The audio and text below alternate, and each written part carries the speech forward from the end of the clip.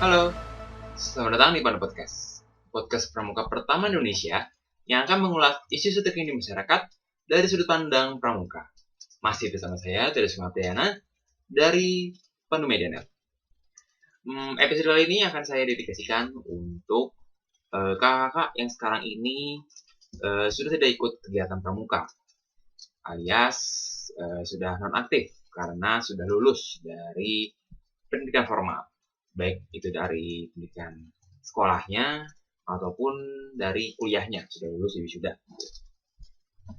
Nah, nanti saya akan berdiskusi dengan anggota pramuka yang dulu aktif di beberapa kegiatan, baik dari tingkat gusupan dan juga dari tingkat satuan karya. Kami akan mendiskusikan apa sih yang dialami oleh anggota pramuka setelah menjadi purna, alias sudah tidak lagi menjalani kegiatan pramuka seperti dulu, seperti saat masih sekolah atau saat masih kuliah.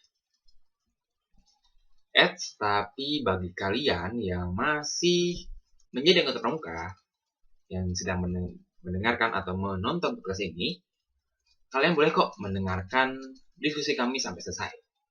Supaya nanti kan ada gambaran nih, apa sih yang kakak-kakak bakal rasakan setelah udah nggak jadi anggota pramuka lagi setelah lulus nanti. Apakah bakal berbeda dengan orang lain yang nggak ikut pramuka dari awalnya? Stay tune ya sampai akhir episode ini. Dan kita mulai aja pembahasan dari Panda Podcast selengkapnya.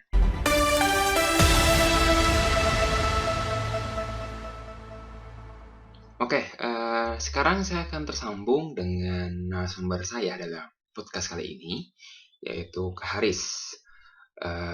Beliau ini adalah mantan Ketua Rencana Universitas Pasundan Bandung periode tahun 2015. Selain itu, Kak Haris pernah menjadi instruktur pramuka di salah satu SMA di Kota Bandung dan juga anggota pertama Sekalkominfo Kota Bandung yang juga mengembangkan kegiatan Sekalkominfo bersama saya. Setelah lulus kuliah dan sempat mengisi waktu setelah lulusnya menjadi instruktur pramuka, akhirnya Kak Haris bekerja di Lembaga Ilmu Pengetahuan Indonesia atau LIPI di bagian humasnya. Beliau sudah menjadi pegawai di LIPI sejak tahun 2019 lalu. Baik, sekarang kita akan sambung dengan Kak Haris. Ya, mungkin di awal interview ada beberapa suara Kak Haris yang mungkin tidak akan terdengar karena faktor koneksi saat melakukan interview. Tapi setelahnya insya Allah bakal lancar. Jadi saya harap kalian bisa nyaman mendengarkan dan menikmati podcast episode kali ini. Baik, selamat mendengarkan. Oke, sekarang langsung aja nih Kak, pertanyaan pertama nih ya.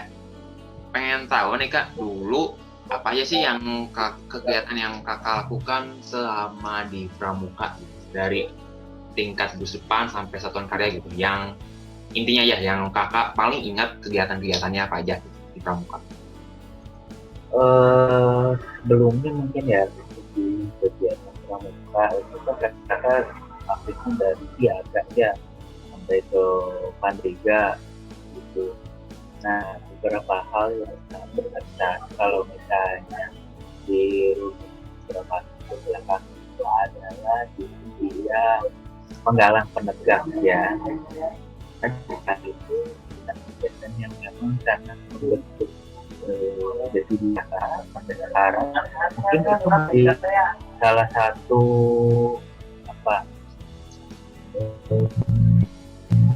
karakter beliau yang dibangun di organisasi itu ya. Selain di organisasi itu ada terkait dengan percaya diri ya, bagaimana membentuk diri kakak itu menjadi seorang percaya diri dan bisa tampil di depan orang banyak. Jadi kalau bertanya apa saja yang menarik itu kesannya itu sangat bahagia, ya, sangat menyenangkan aktif di organisasi pramuka karena satu-satunya organisasi yang mengajarkan kakak itu adalah bagaimana memahami diri sendiri dan bisa memahami orang lain, khususnya adalah yang berdampak itu bagaimana membentuk karakter diri seorang harus untuk menjadi orang yang percaya diri dan bisa tampil di depan orang banyak. Itu sebenarnya yang saya rasakan, dimana kasus dari ya dari Jago sampai Pandega sampai mahasiswa itu yang kita rasakan. Selain kegiatan-kegiatan yang memang sangat menarik, itu dilihat dari kegiatan-kegiatan pembentukan jati diri ya, khususnya di usia Galang dan Panegang. Karena usia Galang itu sudah dikenakan yang namanya kegiatan-kegiatan penangkasan, dan untuk masuk ke Panegang akan dikenakan dengan yang namanya satuan karya.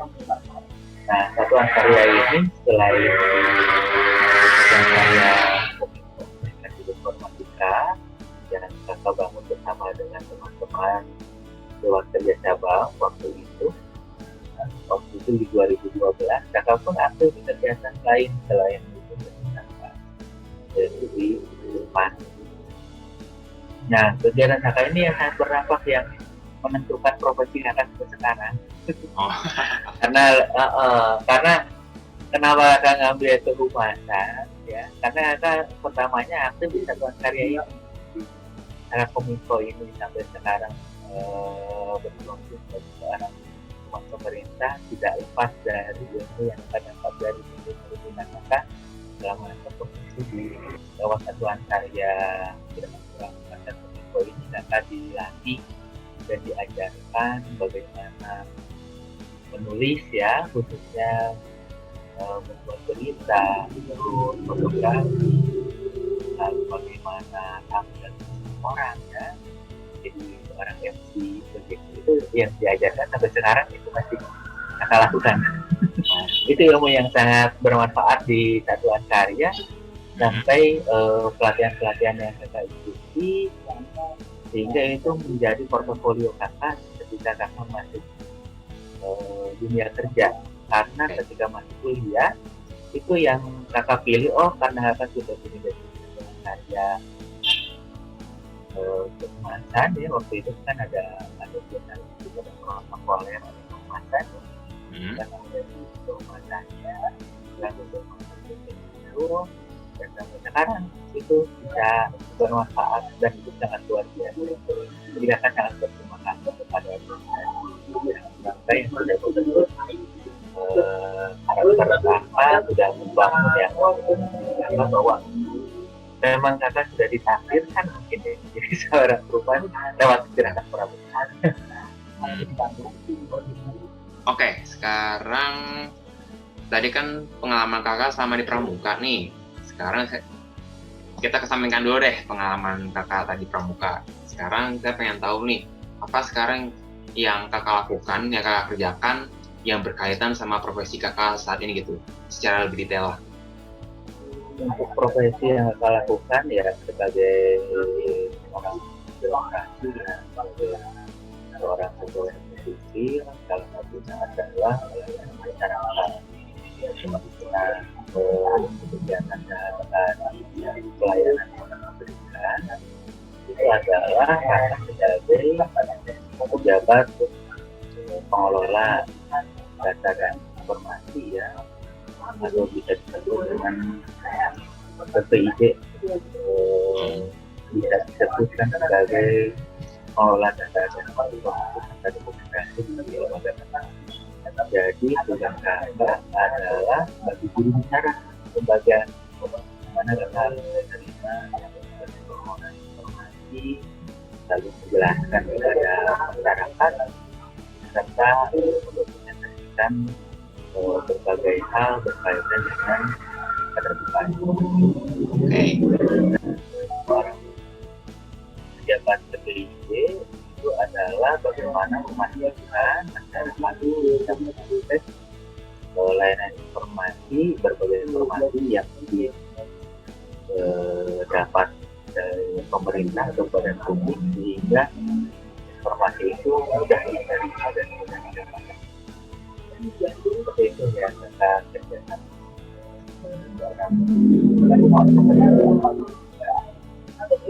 Kegiatan lainnya ya, seperti pembuatan berita ya, terus membuat buat monitoring isu ya terkait kita yang sekarang nih dari kakak udah cerita soal pengalaman kakak waktu pramuka dan sekarang kan bekerja di profesi yang bisa dibilang hampir itu jalur dengan jurusan yang kuliah kakak gitu. Nah sekarang ada nggak sih kak kejadian saat kakak sudah tidak di pramuka, misalnya saat bekerja kemarin, saat bekerja gitu, ada nggak sih kak yang relevan dengan kegiatan pramuka? Salah satu kegiatan yang relevan selama bekerja di birokrasi ya, yang bisa ada hubungannya dengan pramuka itu adalah perkemahan. Jadi setiap tahun kami di Badan Pengetahuan Indonesia itu menyelenggarakan yang namanya perkemahan keusiaan remaja atau PIR. Nah, perkemahan remaja ini diikuti oleh para siswa-siswi SMP dan SMA. Perkemahan, cuman dikemasnya secara ilmiah. Jadi di sana mereka itu bisa berkumpul, bertemu, membahas sebuah isu, membahas sebuah permasalahan dan mencari solusinya, dibantu oleh para tenaga pendidik serta para peneliti dari LIPI sesuai dengan bidang studi yang diambil. Jadi itu kegiatan yang relevan ketika bekerja ada perkemahan dan salah satu ilmu di pramuka yang bisa diterapkan yaitu bagaimana cara berkemah atau kegiatan outdoor ya.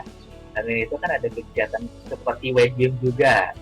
Nah, cuman wet gym yang di pramuka kan itu bentuknya ketangkasan ya, bagaimana membentuk karakter diri serta kekompakan. Nah, di kegiatan yang dilaksanakan oleh lembaga kakak itu adalah bagaimana melakukan yang namanya riset serta kolaborasi melalui kegiatan perkemahan. Itu yang relevan. Nah, selain dari kan kakak ceritanya perkemahan ya. Nah, ada lagi nggak sih kak pengalaman di pramuka yang setelah di pramuka kepake lagi gitu di kehidupan setelah pramuka gitu? Ada lagi nggak sih kak? Selain kakak sebagai pejabat pengelola informasi dan dokumentasi, kakak juga sebagai pejabat pengelola. Nah, di pramuka belajarkan bagaimana melaksanakan yang namanya belajar ataupun pameran atau expo ya, jadi itu kakak laksanakan bagaimana membuat ketika kita pamerannya di indoor atau di outdoor ya. Kalau di indoor mungkin udah biasa ya, itu kan biasanya ada vendor yang melaksanakan. Kita kerjasama jadi kontraktornya lembaga kita. Nah, kalau misalnya di outdoor itu harus ada keterampilan. Nah, di keterampilan pramuka ini bagaimana kita membangun tendanya, bagaimana biar tenda itu nggak roboh, itu kan butuh yang namanya simpul. Bagaimana kita memasang pasang ke tanah gitu kan, sampai bagaimana kita memasang baliho yang baik ketika baliho itu agar tidak tertimpa oleh angin, bagaimana simpulnya yang baik ya. Nah, kalau misalnya nggak ada penyangganya kan kita harus menggunakan bambu ataupun alat yang memang adanya di luar, di outdoor. Sampai bagaimana mengukur yang ketinggian itu kan bisa diukur kan. Nah, diukur kan teknik pengukuran menggunakan tongkat misalnya ketika di pramuka kan diajarkan seperti itu ya. Itu dia masih sampai bagaimana packing. Kita kan belajar yang namanya packing kan, bagaimana packing sebuah barang begitu. Ketika kita ada kegiatan outdoor atau di luar, misalnya membawa barang, nah itu cara packing yang baik dan benar itu kita dapatkan kan di pramuka ketika kita berkemah atau kegiatan outdoor kan. Gitu. Misalnya kakak harus bepergian nih beberapa hari ke luar kota gitu. Kan kakak biasanya kalau di pramuka nggak perlu menggunakan koper ya. Nah, biasa menggunakan ransel lebih praktis gitu. Nah, itu data ilmu yang diterapkan di dunia kerja itu adalah bagaimana packing barang tanpa harus menggunakan koper, tapi semuanya bisa masuk. Oke. Nah, sekarang ini Ya khusus kakak ya, kan sebelum bekerja di LIPI kan sebelumnya pernah jadi pelatih kayak pelatih pramuka. Di mana sih kak tempatnya? Nah, jadi instruktur dan pembina. Ya, di mana tuh? Nah, kalau kakak pernah membina di SMP Dasar Bakti sebagai pembina penggalang dan menjadi instruktur itu di SMA Tempat Negeri dan Nusantara dari 2015 kalau nggak salah sampai 2019. Oh, kenapa sih kak? Kalau berarti kan itu sudah lulus ya? Udah lulus ini ya? Kenapa kakak tertarik gitu untuk menjadi pelatih atau pembina pramuka gitu? Karena kan kalau saya orang lain kan saatnya untuk nyari kerja gitu kan. Kenapa kakak masih tertarik untuk melanjutkan perjuangan di pramuka gitu? Melalui kepelatihan menjadi pembina di gugus depan yang lain gitu?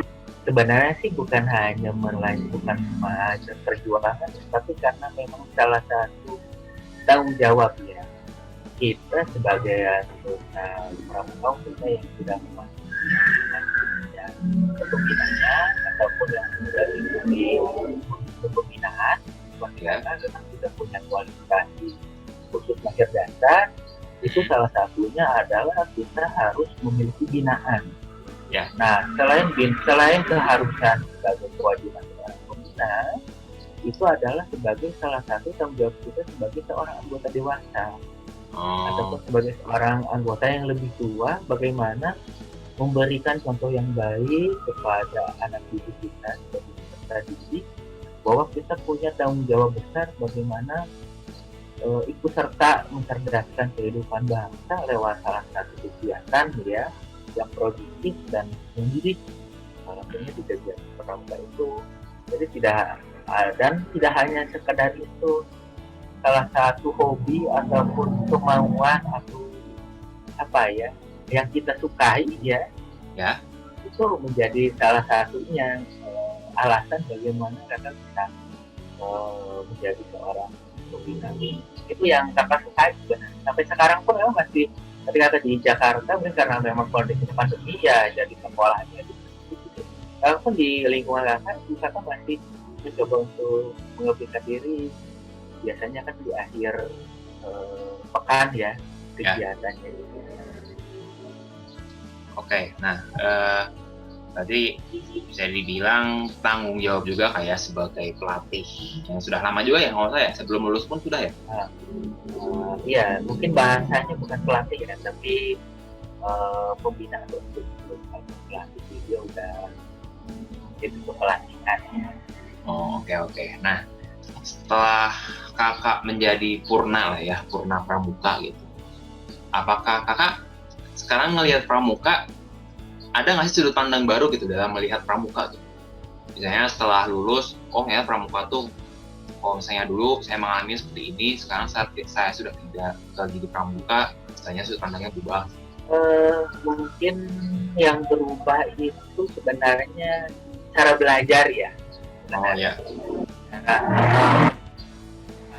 Sebenarnya jangan bilang terbuka gitu ya.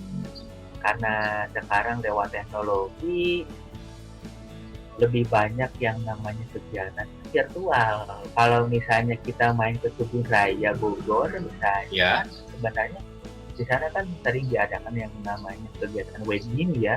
Beberapa kegiatan di depan itu sekarang bisa virtual atur. Itu mungkin cara belajar, cara pendidikan sekarang itu kan bahkan kepramukaan sekarang virtual ya. Itu seperti orientasi pun sekarang virtual.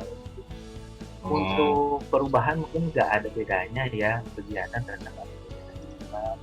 Cuman karena sekarang itu lebih banyak yang instan, jadi mungkin kurang begitu maknanya itu mungkin agak sedikit berkurang ya terkait dengan filosofi dari kegiatan kepramukaan itu sendiri. Semakin majunya teknologi, maka yang namanya kegiatan-kegiatan yang sifatnya itu tidak praktis itu jadi berkurang. Gitu. Bahkan mungkin untuk berkemah pun kan persyaratan misalnya 3 hari 3 malam ya. Ya. Mungkin sekarang bisa 1 hari 1 malam atau 2 hari 1 malam pun tidak cukup. Yang penting dilihat dari esensi. Kalau membandingkan mungkin nggak bisa ya, karena untuk metode pertama kan memang udah jelas seperti itu. Cuman bedanya mungkin kalau dulu sama sekarang, dulu itu memang benar-benar filosofinya kena. Kalau sekarang karena memang harus dibatasi oleh ruang dan waktu, Ya. serta kecanggihan teknologi, lebih banyak virtual, begitu. Jadi itu mungkin lebih disederhanakan. Yang penting peserta didik itu paham dan mengerti esensinya. Ya. Karena kan sekarang berbasis indikator ya atau standar kompetensi. Jadi tidak harus serta-merta kalau mengikuti secara layaknya kegiatan yang memang berhari-hari di luar misalnya, tapi ada esensi yang didapat oleh peserta didik bahwa kegiatan pramuka itu memang seharusnya seperti itu. Mungkin dulu harus berhari-hari berkemah, dan sekarang bisa 1 atau 2 hari seperti itu. Yang penting esensi. Yang penting sekarang itu adalah bagaimana peserta didik atau kegiatan pramuka itu bisa berdampak ya, walaupun sedikit tapi berdampak. Tidak harus kita idealisme bahwa berkemah itu cuma 3 hari. Kalau sekarang cukup 1 hari 1 malam, 2 hari 1 malam cukup. Kalau menurut kakak gitu. Daripada kitanya jadi bosan ya di rumah, karena kan dari semua orang itu suka dengan kegiatan yang menyenangkan. Ada yang bilang nih Kak, kalau misalnya alumni pramuka tuh nggak ada, jadi kita selamanya kalau udah masuk pramuka tuh bakal tetap jadi anggota pramuka gitu, walau udah nggak ikut kegiatannya lagi. Menurut kakak gimana tuh pendapat seperti itu? Benar atau enggak? Kalau menurut kakak benar sih. Sampai sekarang pun walaupun sudah nggak aktif ya, tapi tetap menjadi orang pramuka gitu. Dalam artian seorang anggota pramuka itu kan orang scout itu dia punya jati diri ya. Nah jati diri itu yang nggak bisa dirubah. Walaupun bukan lagi anggota pramuka terdaftar secara, tapi dia seorang jati diri pramuka pasti akan kelihatan gitu, bagaimana dia berperilaku, bagaimana dia bercakap dengan orang lain, bagaimana dia bersikap, itu akan terlihat begitu. Karena kan orang anggota pramuka kan udah jelas ya, harus siap, sedia, cakap, ya, tanggap, ya, dan bertanggung jawab, begitu yang kita pelajari selama. Dan terakhir adalah setia. Benar kan? Orang anggota pramuka setia ya. Jadi kalau misalnya ada yang selingkuh ya, berarti dia bukan seorang anggota pramuka. Udah bawa selingkuh ini. Tahu ada ini aja, laguku menangis saja. Korban.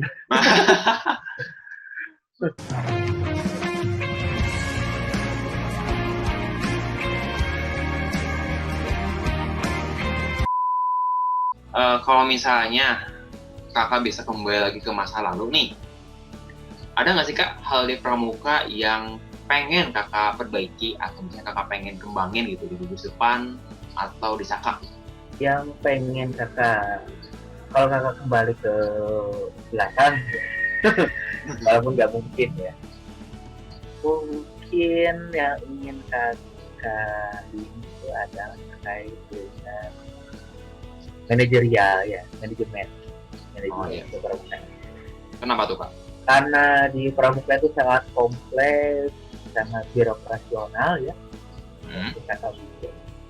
sangat birokratis ya. Karena di situ ada perwakilan dari kecamatan, ya, ranting, kuartir, cabang, daerah nasional. Ini kakak pengen di pramuka itu lebih independen. Sudah independen ya sebenarnya. Mungkin lebih apa ya, lebih terbuka dan sangat lebih berdampak gitu. Kalau misalnya kakak lihat organisasi, kakak pengen tuh seperti NGO ya. Jadi kakak tuh pengen yang namanya pramuka itu seperti organisasi sukarela. Oh Jadi ya. orang-orangnya terbatas dan memang orang-orang yang memang pengen gitu. Jadi kalau di perempuan memang udah tersistem dan undang-undang ya. Mm-mm. Ya kawan itu pengen itu memang benar-benar sukarela yang masuk. Lalu dari itu pengelolaan sel itu memang benar-benar baik. Karena kakak pengen lihat beberapa itu bukan dilihat sebagai anak-anak sekolahan gitu, tapi anggota dewasa. Tapi kakak nggak mau menjadi seperti ormas ya. Oh ya, beda berarti ya. Beda ya, karena kan ini organisasi pendidikan ya. Ya. Tapi kakak pengen orang-orang, itu orang-orang dewasanya itu orang-orang yang benar-benar mau berbakti. Tapi bukannya sebenarnya itu kan pramuka itu dasarnya sukarela kan? Dari awal undang-undangnya begitu kan? Apalagi sekarang kan semenjak dijadikan kurikulum wajib, seakan-akan kayak wajib gitu, padahal kan nggak wajib juga gitu. Jadi kakak pengen seperti dulu anggota itu sukarela. Dari sekolah itu kakak cuma 7 orang, tapi 7 orang itu satu angkatan 7 orang itu yang tidak akan yang setia gitu, dan itu akan dihimpun menjadi banyak. Jadi nggak perlu banyak pasukan, nggak perlu banyak SDM-nya, tapi tidak berdampak. Jadi lebih baik bukan mengeksekutifkan diri ya, tapi agar si anggota pramuka itu benar-benar terjamin secara pendidikan dan pembinaan itu. Karena kalau kebanyakan juga kan pembinaan kita kecapai juga kan. Iya juga. Karena kan kakak rasakan sebagai anggota pramuka, sebagai anggota dewasa, ketika kakak lebih dari satu pasukan penggalang misalnya, pegang beberapa satu pasukan itu udah hampir 40 orang ya. Udah kewalahan gitu. Apalagi kalau misalnya harus beberapa pasukan gitu dengan tenaga pendidik atau orang pembina yang terbatas. Oke, ya bisa dibilang manajerial dan juga sifat dari keanggotaan pramuka itu sendiri kayak yang ingin kakak perbaiki lah ya. Itu sudah sangat luar biasa lah untuk yang sekarang ya. Saya salut kepada Kak Warna, Budi Waseso yang sudah luar biasa mencoba untuk mengembangkan lagu pramuka, bahkan rencananya mungkin akan ada revitalisasi lagi, ada perbaikan lagu pramuka. Oke, nah oke Kak, pertanyaan terakhir nih setelah menjadi purna nih, apa yang bisa kakak sampaikan untuk anggota pramuka yang sekarang masih berkegiatan pramuka, baik yang di tingkat sekolah ataupun yang di tingkat kuliah gitu? Pesan dari kakak sebagai, kalau purna peserta didik mungkin ya, kalau sekarang kan kakak masih posisinya tetap sebagai seorang pembina ya, di gugus tugas. Pesan kakak adalah terus berkarya, terus setia ya terhadap pramuka, terus harus bisa mengembangkan diri, dan kakak selalu bilang yang namanya pramuka itu ada 3 pilar ya, yaitu pembinaan diri ya, pembinaan satuan, dan pembinaan di masyarakat.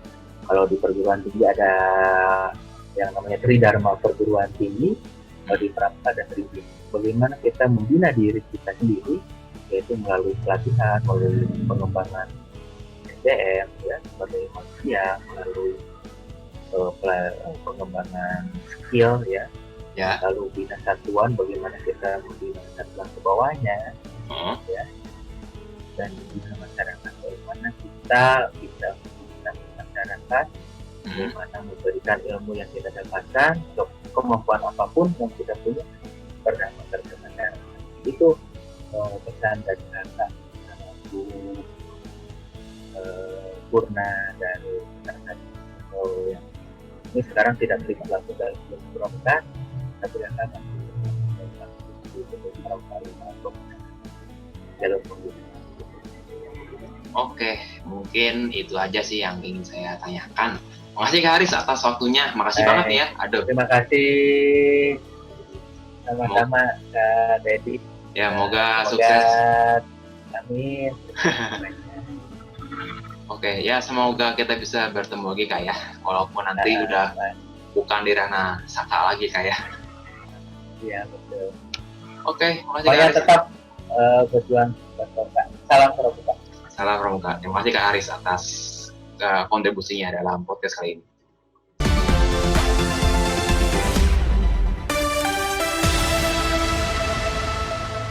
Baiklah, tentu sudah episode Panu Podcast kali ini yang sekaligus menjadi episode terakhir dari Panu Podcast sepanjang mengudara dari tahun 2019.